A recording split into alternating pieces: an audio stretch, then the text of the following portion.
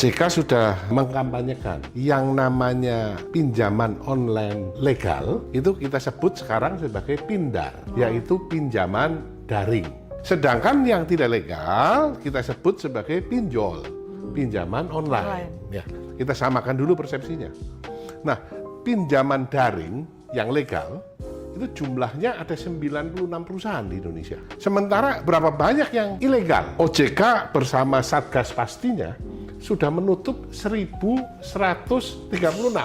yang ditutup. Sehingga aksesnya memang dibuka seluas-luasnya. Sehingga ketika kita tahu kebutuhan masyarakat yang tidak bisa difasilitasi oleh bank, maka dengan mudah dia akan cari pinjaman online, pinjol. Ini yang jadi masalah. Ketika satu ditutup, dia akan buka lagi dengan nama yang mirip-mirip dengan nama pindar yang legal. Ini jadi problem memang. Nah, ini yang harus diatasi. Ya, bareng-bareng harus diatasi, tidak bisa hanya oleh OJK saja. Tetapi lintas kementerian, termasuk juga rekan-rekan dari mitranya Komisi 8. Yang diatur oleh OJK hanya pindar, hanya yang legal.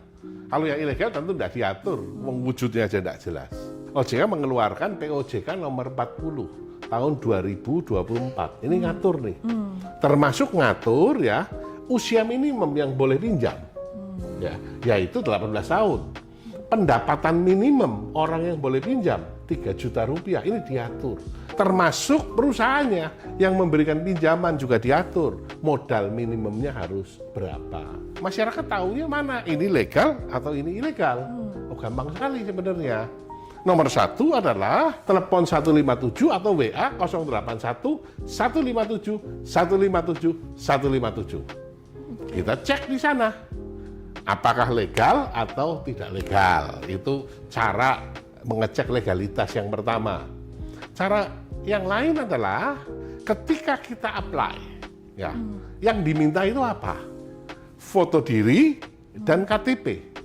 Itu pasti legal. Ya. Kalau kemudian dia nanya aksesnya terhadap galeri, aksesnya terhadap kontak, nah ini mesti ilegal. Apalagi ya bunga, ya pindar itu bunganya maksimal 0,3% per hari, minimumnya di 0,1%. Apa yang membedakan dari 0,1 sampai ke 0,3? Yang membedakan adalah jenis pinjamannya. Apakah pinjaman konsumtif, apakah pinjaman untuk produktif. Kalau produktif lebih murah, kalau konsumtif lebih mahal.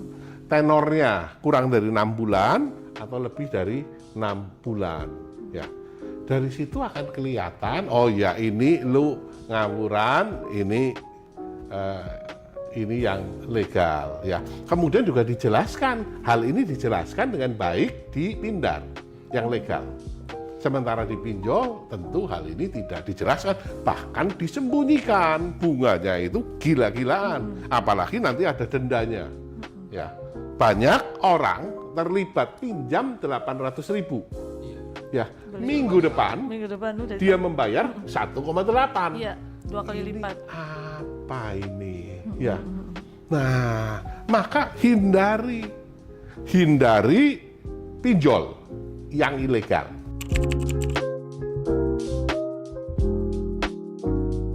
Kita bayar negosiasi, ya kalau memang kita tidak bisa, bayar pokoknya. Itu yang daring. Yang daring, yang legal. Nah, yang ilegal? Nah, yang ilegal ini memang. Yang ilegal kita harus apa? Ya, nomor 1, saran saya hubungi OJK 157. Ampun nih, gua terjerat pinjaman online ilegal. Itu nomor 1. Hubungin, kasih data yang lengkap, namanya apa. Misalkan namanya apalah, Cashgo, namanya kan aneh-aneh tuh. Ya kan? Nah, laporkan ke OJK. Ya, ini nomor 1. Ya, nomor 2 tentu akan ditagih. Ya. Nah, kalau ditagih yang sudah sifatnya fisik, lapor polisi. Lapor aja ke polisi. Ya. Kalau masih pakai nomor-nomor begini, neror kita, blokir, dus. Ya kan? Kalau mereka datangin fisik, kita lapor polisi. Ini gunanya negara kan, ada yang melindungi. Dan menurut saya, ya, tolong dicatat bahwa tidak membayar pinjaman online ilegal tidak melanggar hukum. Itu. Tidak ada.